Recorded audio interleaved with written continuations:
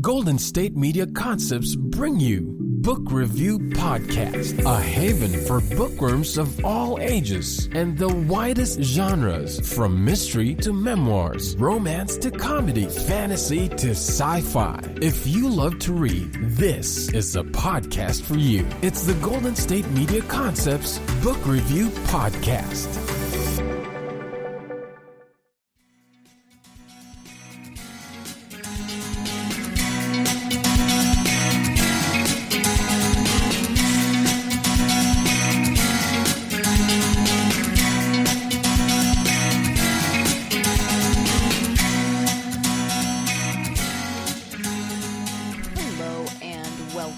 GSMC Book Review Podcast, brought to you by the GSMC Podcast Network. I am your host, Sarah, and as always, I am happy to be with you to be talking about books, to be talking with an author. Today, I'm speaking with author Nancy Burke. I tried to say Burke and book at the same time. Nancy Burke, about her book, Only the Women Are Burning. And I just kind of jumped in there, didn't I? I didn't say, how are you? How's your day going? Usually I ask you at least what's going on with you. I guess I just was too excited to talk about this newest book with this latest author. But hey, how's your day going? Are you reading anything interesting? If so, I'd love to hear about it. Please tell me.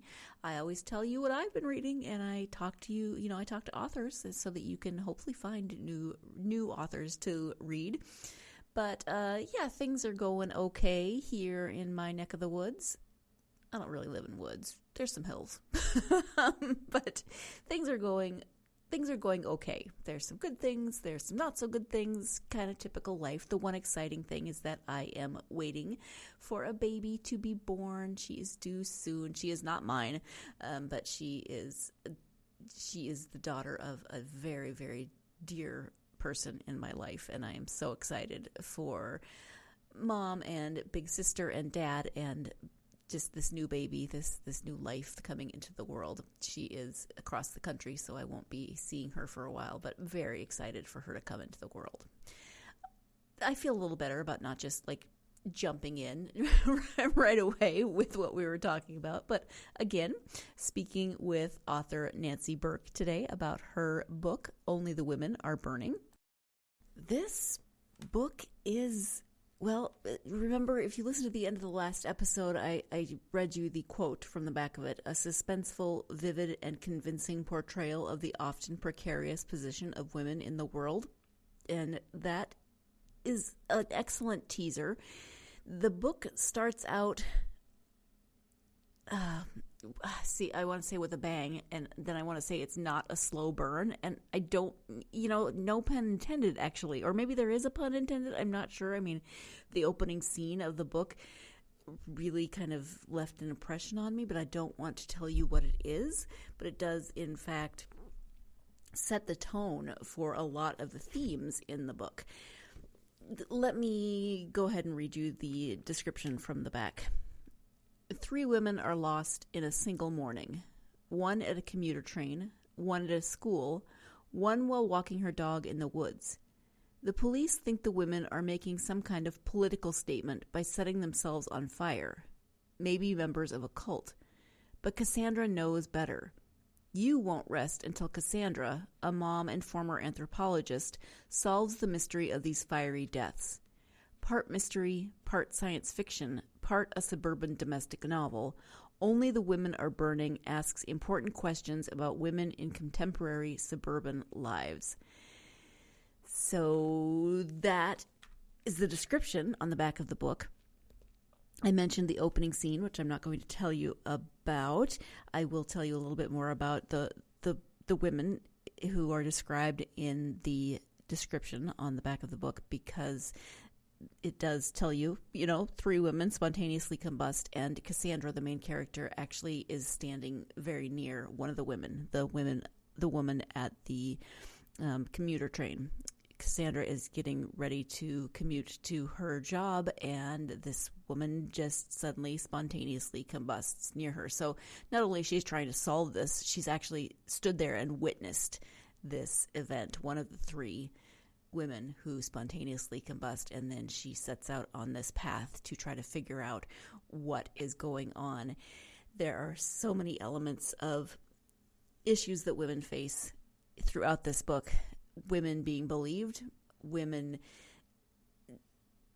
knowledge being used by men, women who have come up with the idea or done the research, and that knowledge being taken over or sublimated by men to be used to their advantage. There's issues of relationships, issues of moms that moms face every day in terms of balancing work and life and family and marriage, children, all of those things. So there are so many women's issues in here. And Nancy mentions in the interview that one of the things she feels Cassandra represents is that there's a little bit of Cassandra in every woman, that women are going to recognize at least something from Cassandra's experience.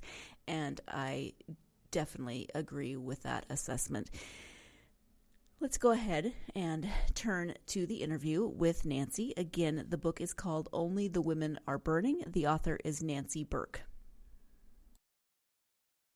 Hi, Nancy. Welcome to the podcast. Thank you, Sarah. It's great to be here. I am very happy to have you here, and we are going to talk about your new book. It's called Only the Women Are Burning. Before we get to the book, though, if you could share a bit about yourself, that would be wonderful. Okay, let's see. What about me? Well, I live in New Jersey, which is the setting for the book. I have lived here all my life, and let's see. What about me? I'm 65 years old.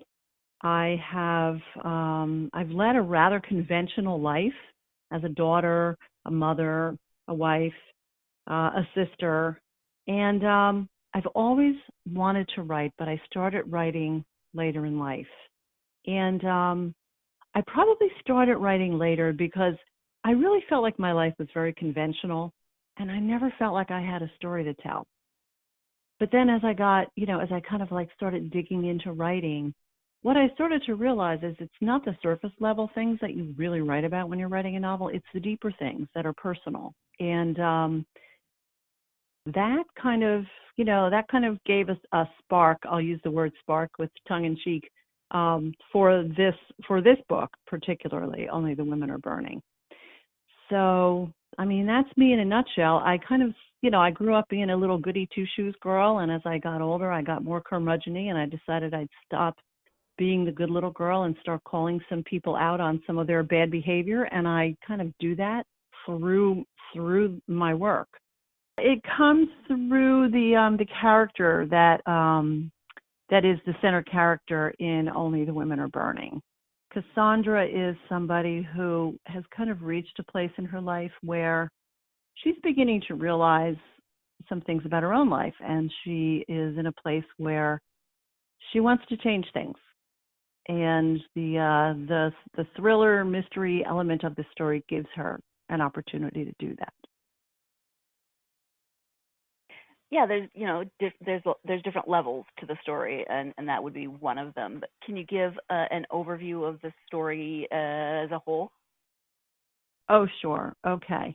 Yeah. So Only the Women Are Burning is a story about Cassandra is a classic suburban stay-at-home mom, and she's raising 3 daughters, and she's on her way to the train station one morning because she has a part-time job teaching visiting school groups at a museum locally. So she gets on the train every morning and does this little part-time job and comes home. But one morning she's at the train and she's stepping up onto the train and she feels a whoosh of heat behind her.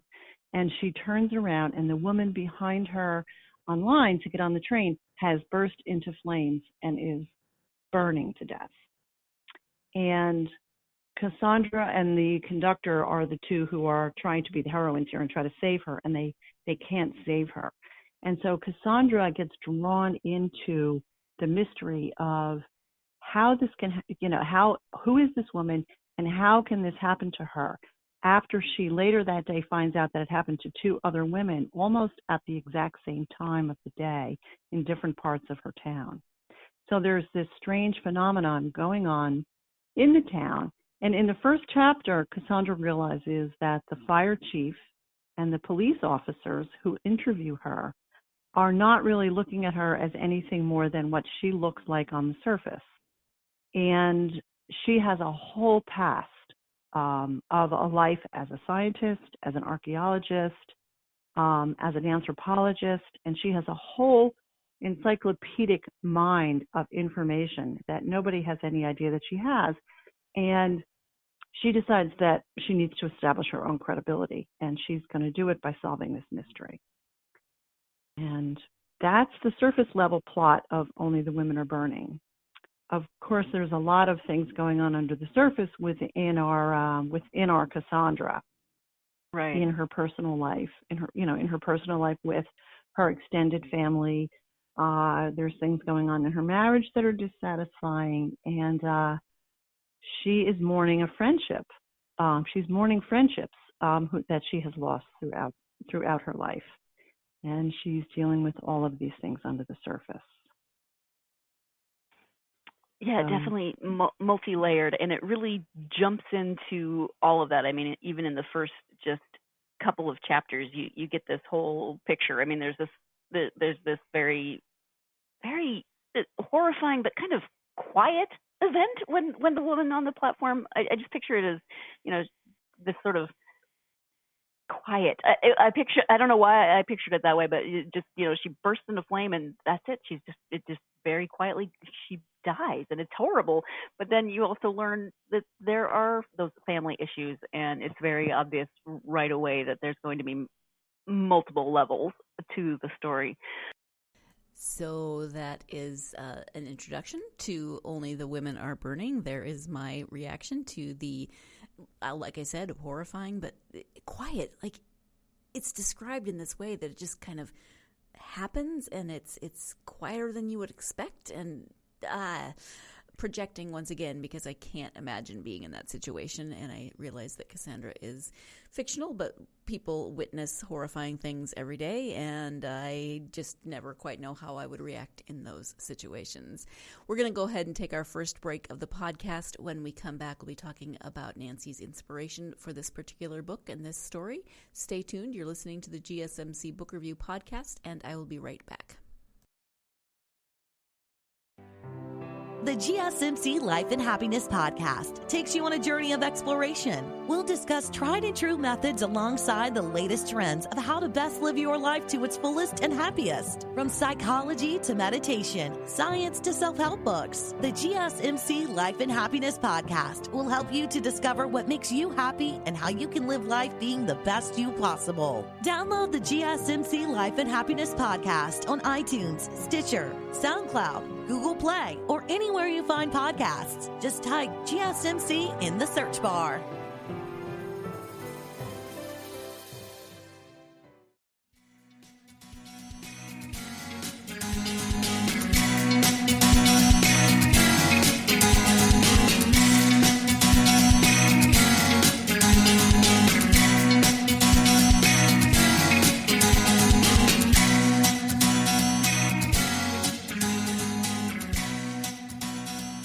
Welcome back to the GSMC Book Review Podcast.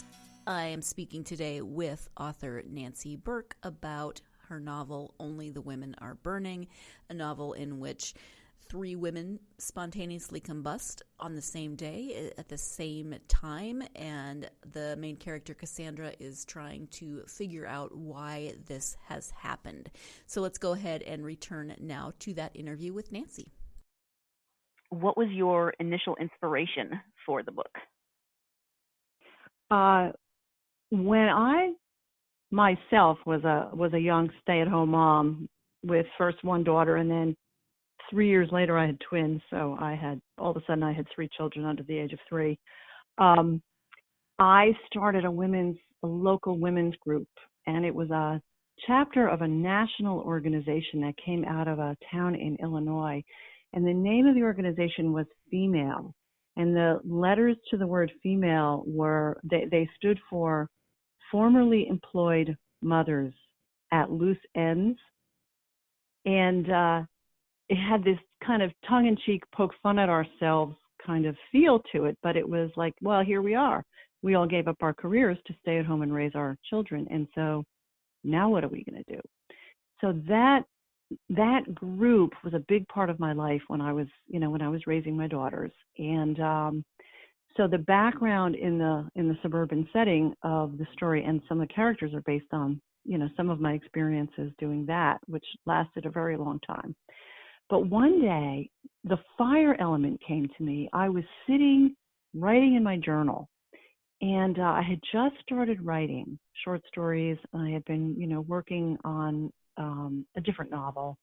I was sitting writing in my journal, and it just came through my hand and through my pen and onto the page. And it was just this statement that said, the women began to spontaneously ignite as they went about their normal everyday lives in their quiet little suburban towns. And that just kind of came out of my imagination. And I just sat there under this tree, and I said, where did this come from? Where did this imagery come from? And my exploration of that idea is what found its way into Only the Women Are Burning, because it was only the women who this was happening to. And that was a very, very clear plot element when the idea first came to me. So Cassandra's exploration of the phenomenon very much mirrors my own research and digging into all of the what-if questions around where did that come from? How could that happen? Is that, is it a paranormal thing? Is it something that the women are doing to themselves? And it got me into this whole research phase where I was looking into women and fire throughout cultures across the world, throughout history. I mean, there are witches who are burned at the stake. We have Joan of Arc who was burned at the stake. We have stories about women and fire in like almost every culture around the world. And so I did a really, really deep dive into all of that anthropological research. I was an undergrad anthropology major way back in the day. So I had a lot of fun doing that kind of research. And, the elements of that research found its way into the book, particularly because Cassandra is teaching at a museum. And so she gets to talk to a lot of children about a lot of mythological or, ancient history kinds of subjects. And so these elements that she speculates on as what could be causing this to happen kind of work her way into her lessons or comes through to her mind through the lessons that she gives as she does her job. So I had a lot of fun with the research. I was just going to say that is fascinating that idea just popped into your head and came out of your pen through your writing, just kind of fully formed, and then you went down a rabbit hole. I can only imagine a rabbit hole of research.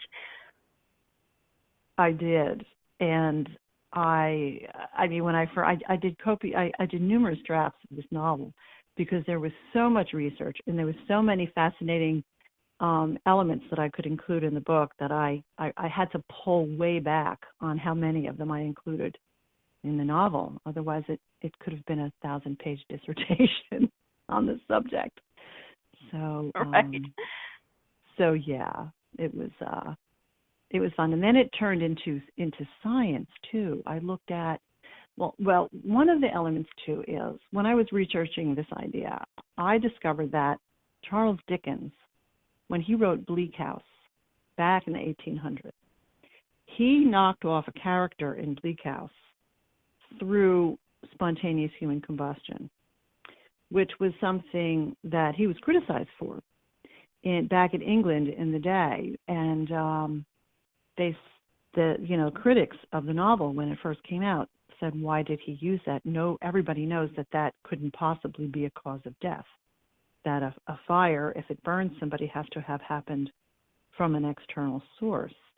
And his response in a later addition to the book, in his introduction, said, well, no one has ever proved that it can't happen. So I took inspiration, and I took kind of like I took a license to use this element in a modern day novel from Charles Dickens, and I thought, well, if Charles Dickens can get away with doing it in Bleak House, then I'm going to try to get away with doing it in a modern novel.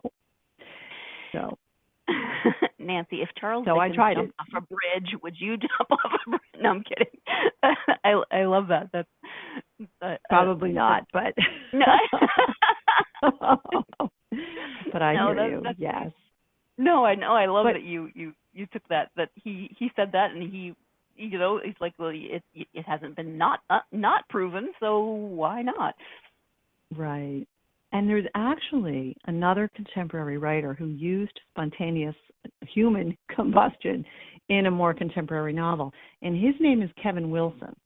He wrote a book called Nothing to See Here, and in the book, there's a pair of twins. They're young children, and when they get agitated, their skin bursts into flames, and their caregiver has to talk them out of their agitation so that their bodies will stop burning. And wow. When I was, you know, when I had finished, writing this book, I found him when I was looking for a book to read on audible.com. And I was like, oh my God, there's another crazy person out here in contemporary literature and contemporary fiction writing and using the same thing. So, Interesting. So that also gave me confidence. Right. Yeah.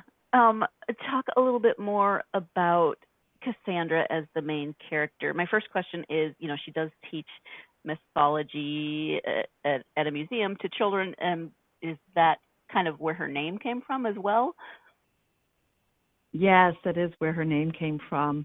Cassandra is a character from ancient Greek mythology. She was a priestess of Apollo, and she was much favored by Apollo, and so he gave her the gift of sight so she could see into the future. But then when she rebuked him or rejected his sexual advances, he was angry, and so he put a curse on her. And her curse was that she would still have the gift of sight, but no one would ever believe a word she said. And that was the curse. And so she led this life of being able to see and know things and not have anybody ever listen to her. And I, you know, when I was naming my protagonist in this story, I said, that's what Cassandra as a modern day, you know, stay-at-home mother, raising 3 kids with a husband who was always traveling for business, and she has given up all of her own career aspirations to be back at home. And there's a really strong reason why she did that, which I won't reveal in this interview because I don't want to give it away to the readers. But she feels like no one is listening to her, and she feels like she is sitting on a wealth of knowledge that is very valuable, but nobody takes her seriously. And so I felt like that was the perfect name for her. I agree. And Cassandra also had a brother named Helenus, who also had the gift of sight back in ancient Greece, but everybody believed him. So I have another character in the story who is somewhat the Helenus to her Cassandra. Yes. The reporter character in the story who she befriends, who she finds kind of a bond with. He kind of is her Helenus character in the story. Yes, so remember Cassandra and Helenus, and one being believed, one not being believed, because that's going to come back up when we come back from this break. You're listening to the GSMC Book Review Podcast, and I will be right back. Tired of searching the vast jungle of podcasts? Now listen close and hear this out. There's a podcast network that covers just about everything that you've been searching. Hey! The Golden State Media Concepts Podcast Network is here. Nothing less than a podcast bliss with endless hours of podcast coverage. From news, sports, music, fashion, cooking, entertainment, fantasy, football, and so much more. So stop lurking around and go straight out to the Golden State Media Concepts Podcast Network. Guaranteed to fill that podcast itch. Whatever it may be. Visit us at www.gsmcpodcast.com. Follow us on Facebook and Twitter, and download us on iTunes, SoundCloud, and Google Play.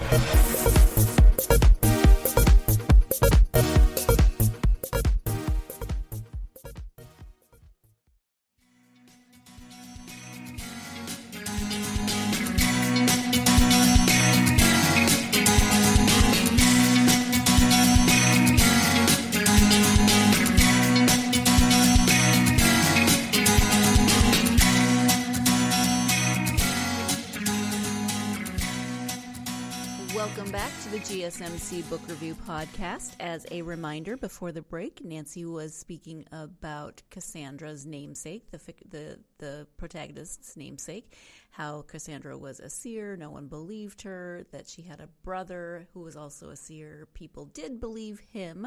And so just a reminder that that's what we were talking about right before the break, and that leads into this next comment. And of course, there's all the layers of sexism and misogyny in there, where the man is believed, where the woman is not, etc. Which is one of the really, really great reasons why I'm so happy that we're doing this interview in March, which is Women's History Month. Yes. Because attention this month, I mean, we're almost at the end of the month, but there's a lot of attention this month about women's history, and there is a lot of attention being paid to women's voices and women finally getting a chance to be heard and be taken seriously. Women are calling the patriarchy out on that habit of dismissing women for being women. Mm-hmm. And yeah, I mean, there's so many examples throughout history of women making discoveries and not being acknowledged for those discoveries. Absolutely. So, what about Cassandra do you think will resonate the most with readers? What I think will resonate most about her is there's a part of her in every woman. She is leading a fairly ordinary, conventional life, but she's deeper than what the surface shows. And in this book, Cassandra is not a victim of the things that she sees around her that infuriate her or drives her to be even more determined to do what she sets out to do. And what I want women to see is that women don't have to give up their dreams when they're doing so much in their lives for everybody else, fulfilling their role as daughter, sister, mother, wife, especially right now during the pandemic. Women, I've read in the news and I've seen it in my life that women are bearing a lot of the burden of family care, home care, giving up work because the children are home from school, that, women are finding it necessary to let go of the outlets for their own passionate expression of their own abilities. And Cassandra had done that, but she's finding her way back. And I really want Cassandra to be inspiration to women to hold on to their own dreams, hold on to the things that are their capabilities and their passions, because there will become a time in their life when they will come up on the top of your to-do list, and you will regain the energy, the time, the bandwidth to finish doing those things that you've always dreamed about doing. Exactly, and I think it is an interesting point that you bring up, that we are talking about this not only in Women's History Month, but during a pandemic when things have changed so drastically and roles have shifted to accommodate homeschooling or distance learning, quarantine, all of those things. There's just so much shifting so fast, I think, in the last year, and it's going to be a while before we realize all of the ramifications of those shifts. Yes, it's going to be a long road back. We just have to have faith that there is a road back. Yes. And launching, I do have to say, too, that launching a book in a pandemic year has also been a challenge. I've heard that many times. Yes, authors can't do live events. I've had to basically get the word out about this book, and my publisher have had to get the word out about this book completely on social media, online, through everything is done virtually. So it's that's been a new and unexpected journey as well. Absolutely, but just think of how much easier it will be next time when you can, well, maybe it won't be easier, but it will be slightly more normal when you can actually go out and talk to people in person. Yes. I mean, my local bookstore, Watchung Booksellers in Montclair, is always so fabulous with writers, and even local writers who are not the big name writers, always hosting us for signing events and book discussions. And she still did that for me and for several other writers in town this year, but it was all done virtually. Right. But the idea of just being able to be face-to-face in a room with people and sign the book yourself instead of just sending out signed book plates, it's just so much more. It's just so much more human to be face-to-face with your readers. I mean, writers spend an awful lot of time alone, and when you have to launch your book when you're sitting in your house alone as well, it's like, oh, just want to be face-to-face with some people, just like we all feel every day when we're doing business meetings on Zoom. Exactly. I can imagine it would feel a little, well, definitely isolating, but also maybe a little surreal. I mean, you wrote the book at home, you wrote the book. It was not a team effort, and then you're doing these virtual events, almost like you're in a vacuum in some ways. I just imagine it feels a little surreal. It does. It just feels like, hello, is anybody out there? Is anything real? Mm-hmm. Well, you've mentioned a couple of things about the book that are autobiographical, such as the setting and the fact that Cassandra has 3 daughters, 2 of whom are twins. You have 3 daughters, 2 of whom are twins. Are there other autobiographical elements in the book? Well, there are. I think every fiction writer pulls on people and characters and circumstances from their lives, and the relationship between Cassandra and her friend who she loses resonated. It came out of a friendship that I had a very long time ago when I mentioned that female group that I did back when the kids were young. I had a very dear friend, and actually her name was Cindy. I didn't even change her name in the book. And there have been philosophical differences between her and me that have curtailed that friendship. And there's a lot of regret in life when that kind of thing happens, when somebody is a very close friend at one point in your life and then suddenly they're not anymore because there's an insurmountable barrier to you ever becoming friends again. And that definitely is an autobiographical element. And the other thing too, when I was getting this book ready for publication, I lost a really, really dear friend. She died a few days after the book was released by the publisher. And back in the summer, I decided that I was going to dedicate the book to her. And she was fighting pancreatic cancer, and she lost her fight with that in early October, just as my book was emerging. And there are women who die in this book, but I guess what I really want to make clear is that this book is not just about women dying, because we all have people who we lose. We all have people we lose a lot of different ways, to death and loss of friendship and many other ways. But this book really is about women's lives. It's about what we do. It's about the choices we make. It's about the little twists and turns that we confront as we go from, like, for example, Cassandra, as a college student, has to make certain decisions in her life because of things that happened to her.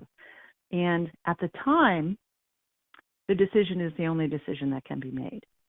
But what happens is over time, you make the decision again, and then you make the decision again, and then little by little, you end up with this slippery slope of how much have you let go of because at the moments of all of those pivotal, decisions, you made the right decision for the right reasons. But you find out at the end that you've lost something along that way, and there's a road back to recovering those elements that you've let go of at those times. So that's an autobiographical element in the abstract. Mm-hmm.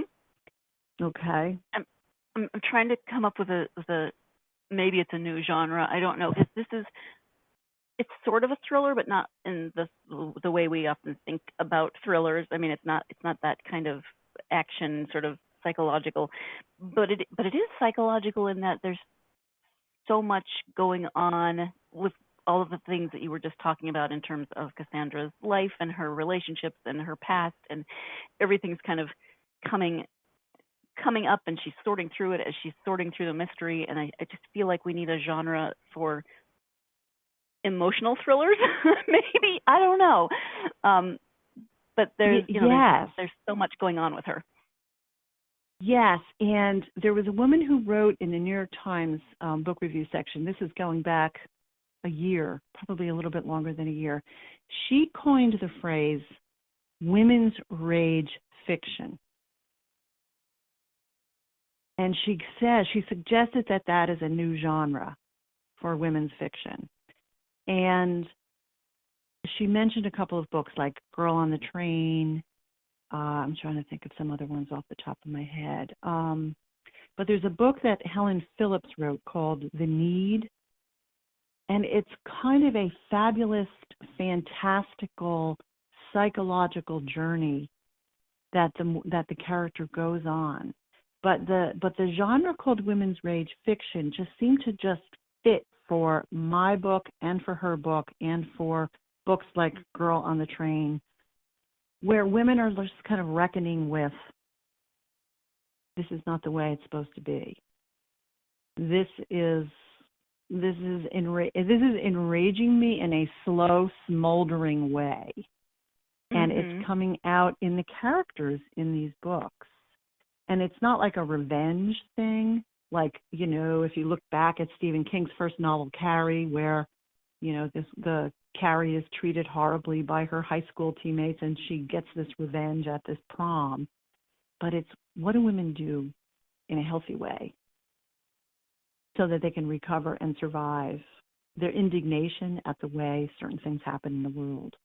And it's women's rage. It's part of the Me Too movement. And that's what I think is the genre that you can fit this into. Yes, there are fabulous elements in my book, also in The Need, but they somehow serve as metaphors for what women are really feeling way, way deep down under the surface. Women are literally spontaneously combusting. I mean, if that's not a metaphor, I don't know what it is.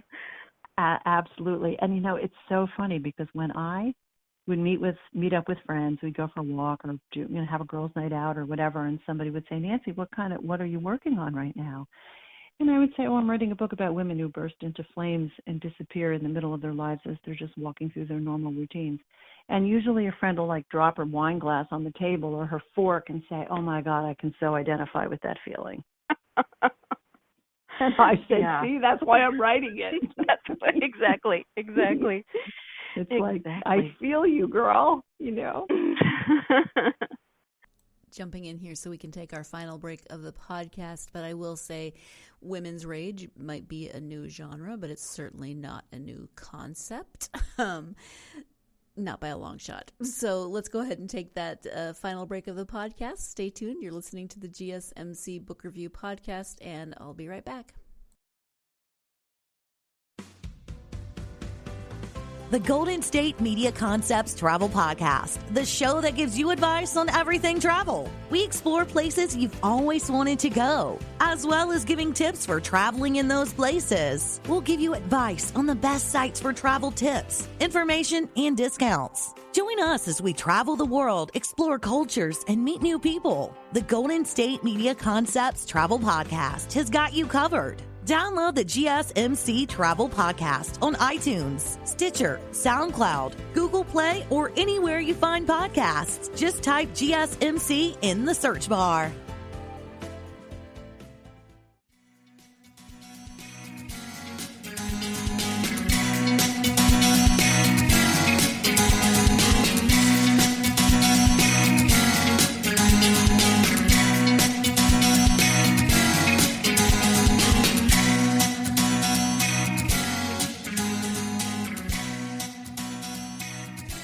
Welcome back to the GSMC Book Review Podcast and my interview with author Nancy Burke. We are talking about her new novel, Only the Women Are Burning. Let's go ahead and get back to that interview. Are you drawn to a particular kind of writing? Do you like this sort of, are you drawn to writing women's rage fiction, or are you drawn to kind of the mystery aspect of the novel? What types of writing tend to draw your interest? Yeah, I mean, I don't really have a specific genre. I kind of go with what is inspiring me at the moment. I mean, my first two books were not like this one at all. My first two books were actually, the first one was fiction, and it was a refugee story. And it was steeped in research about the country of Chile in the 1970s when the military takeover of Salvador Allende's government happened. And the element for that book was a little incident that happened with my daughter when she was 7 years old and she was trying to learn how to ride a bicycle, and she was terrified of her bike. And a woman in my neighborhood came over and she handed her this little old, tiny little red cobweb-covered bike and said, "Melissa, this is a magic bike. Anyone who tries to ride this bike can ride it."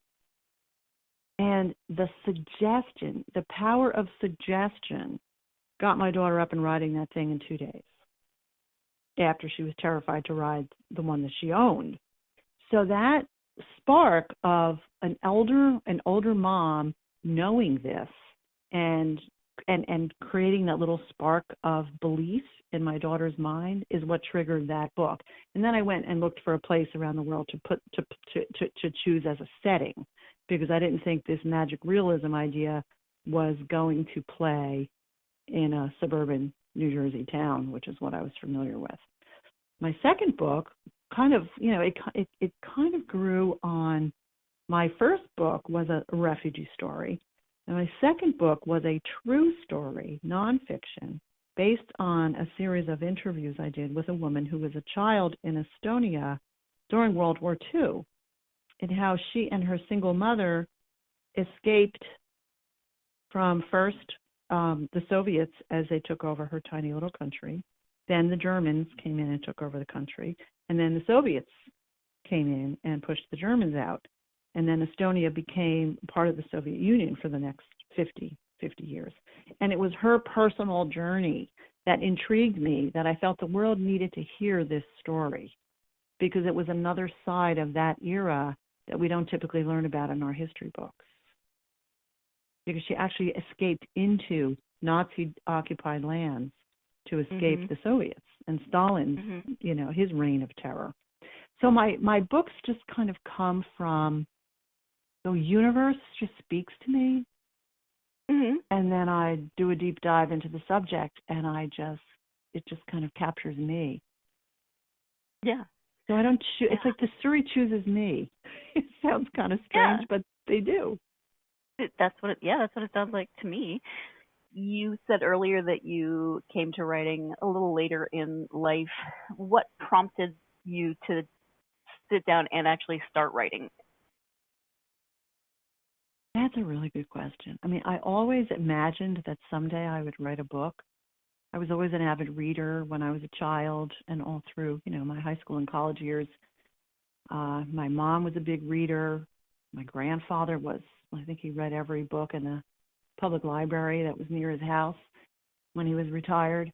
But I started writing the year, and this is strange, and I really can't explain why this happened, but it was the year my dad passed away. My dad passed away young. He was not well, and he died at in 1995. And that was the year that I just started writing things down. And I had an interview the other day. We did an author-to-author talk with another woman from my publisher. And we both mentioned that we both started writing in the year that our fathers passed away. So neither one of us could definitively explain why that was the year that we started, or that was the catalyst that made us start. But I was thinking, maybe it's because we recognize when we lose somebody young, which my father was very young,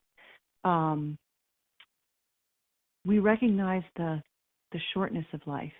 And if you want to do something, don't wait. Do it now. And so we started writing.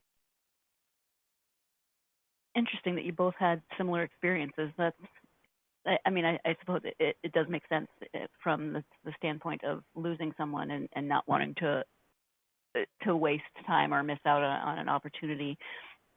From your own journey into writing, do you have advice for aspiring authors? Yes, authors. We always have advice for aspiring writers. And my very, very basic piece of advice to writers who really, really have a story to tell is, first and foremost, set aside time in your life every day. Accept that it's important to yourself, even if the rest of the world just kind of thinks it's a self-indulgent, oh, isn't that nice? You think you can be a writer kind of thing. Set aside time for yourself every day. Sit down at the desk or the table or the computer or at the coffee shop and spend an hour and a half, as much time as you can put on your calendar to make an appointment with yourself to do that, and just write. And don't worry about craft. Just write what you're thinking.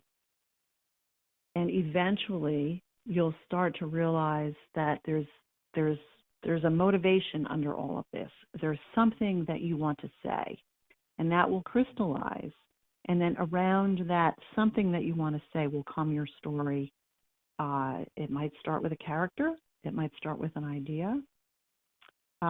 It might start with a setting. But all of these things are important elements of the book, and just be patient with yourself. And if you really, really care about it, do it, and don't care that the rest of the world can go by without your book, without your short story, without your memoir, because it's really about yourself and what it is that you have to say to yourself. And maybe you will have readers someday, but do it for yourself.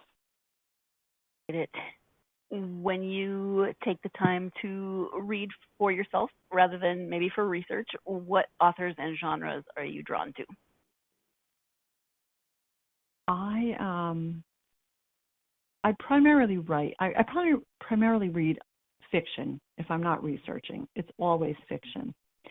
And my favorites tend to change here and there. But if I had to tell you a list of authors who have totally influenced me, I would start with Margaret Atwood. And not necessarily, and of course, The Handmaid's Tale I read many, many years ago before they made it into the fabulous series on Hulu. But she also wrote The Cat's Eye, which was a wonderful book that was inspiring. So I love Margaret Atwood. Flannery O'Connor is my classic influence. She's a Catholic writer who lived in the South, the Protestant South, and she has a wicked sense of humor and just pokes fun at the hypocrisy that she sees all around her in the world that she was basically imprisoned in because she was an invalid with lupus when she did all of her writing. So Flannery O'Connor, Margaret Atwood, and I have to say Toni Morrison's work, Beloved, really, really resonated with me. And I think it's because of what these writers do is they don't just write to entertain. They write because they want to reveal some kind of truth to us that is whispering to them, and they're trying to reveal it through their fiction. And so while they're wonderful stories, there's a subtext. And and most of these people have a really important subtext that they're trying to open the eyes of the world to something that we might not see under the surface. Mm-hmm. And I would say that there's definitely elements of that women's rage within each of those authors. Oh, absolutely, yes. And and for fun, I love reading Kevin Wilson. Now that I've discovered him, my fellow spontaneous human combustion writer, I've read all of his work since I discovered him last year, and I just read The Midnight Library by Matt Haig, which is a wonderful book. And another one is Alice Hoffman. And I think the first one of hers that I read was Practical Magic. And then I just went from there and kind of like went through all of her books, because they're all about mothers and sisters. So they all have kind of like a similar premise, but they're also very, very different from each other. And I love them. I'm a sister of 4 other sisters and 2 brothers, and so family relationships are always they're always fascinating for me. Yeah, absolutely. Where can people find you on the internet? Do you have a website, and also do you have any social media people could connect with you on? Well, absolutely, yes. I have a website. And the website is www.nancyburkestories.com. You can find me on Facebook. I have an author page, again, with my name, Nancy Burke, author, on Facebook. On Instagram, I am Nancy Burke 21. And let's see, is there any? I think I'm on Twitter as Nancy Burke 21 also. But I'm primarily on Facebook and Instagram. I don't do Twitter that much. So All yes, right. And if anybody ever wanted to get in touch with me, there is a contact page on my website. I love to talk to readers. I would do book groups remotely. You can call me in on a virtual book group meeting, or anything like that, because I love to talk to readers. All right. So there you go. Thank you so much. Okay. Yeah, thank you. Well, Nancy, we've talked about a variety of different topics today, but is there anything that we haven't covered that you wanted to mention, especially about the book Only the Women Are Burning? Well, I'm going to give a shout out to the girl at Loyola University who was taking a book design class and designed my book cover. Yes, thank you. Her name I meant to ask you that. Yeah, she was a student. I mean, Apprentice House Press is part of the undergraduate English department at Loyola University, where the faculty and the students actually work on a publishing concentration within their English major. And so Taylor Fleur was assigned in her book design class to my book, and she did an absolutely fabulous job with the cover, so much so that Apprentice House Press nominated her for a book cover design award, much to my delight, because I thought she was fabulous to work with. She was an undergrad student, and she did a wonderful, wonderful job on my cover. So lots of gratitude right there. Yeah, she did. I love the cover. Yeah, she found that flaming silhouette. I was just like, wow. And she sent me the first cover. I just was like, wow, she did it. She captured it. So, ladies, be careful while you're out there wandering through your everyday life. Yes. Watch out for the rage. Right. And much luck to everyone. And happiness and health. All right. Well, thank you so much. I really appreciate you taking the time to talk to me today about Only the Women Are Burning and your other books and thoughts on writing. I really appreciate it. Thank you. Oh, it was wonderful. Thank you so much for having me. Thank you again to Nancy for joining me to talk about the novel Only the Women Are Burning, to do so with such eloquence in terms of a lot of women's issues that are addressed in the book and that many most all women will recognize if they were to read the book, talking to me about women's rage as a genre. I tried to say rage and genre at the same time. It came out rage. Women's rage as a genre, which again may or may not be a new thing. It's not a new thing, but it could be a new genre. So thank you so much to Nancy. If you are a fan of, well, as it says on the back, part mystery, part science fiction, part suburban domestic novel, all women's rage genre, then you should definitely check out Only the Women Are Burning. It's an interesting ride, and you'll be with Cassandra every step of the way, so definitely check that out.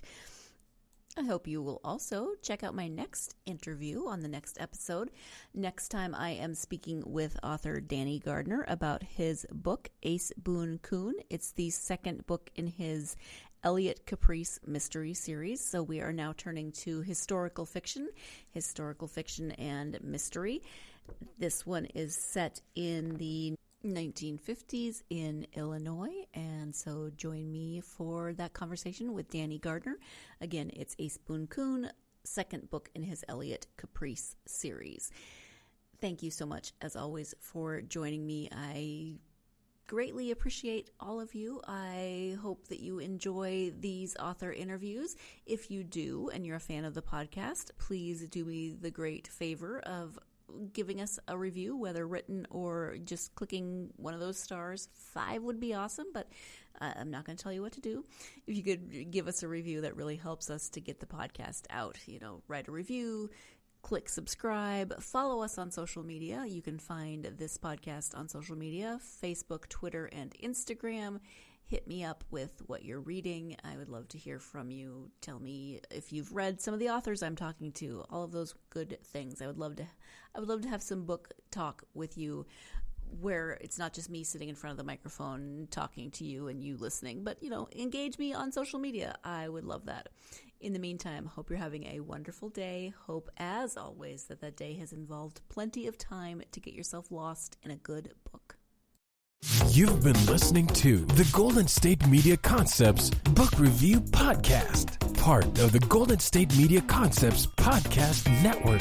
You can find this show and others like it at www.gsmcpodcast.com. Download our podcast on iTunes, Stitcher, SoundCloud, and Google Play. Just type in GSMC to find all the shows from the Golden State Media Concepts Podcast Network, from movies to music, from sports to entertainment, and even weird news. You can also follow us on Twitter and on Facebook. Thank you, and we hope you have enjoyed today's program.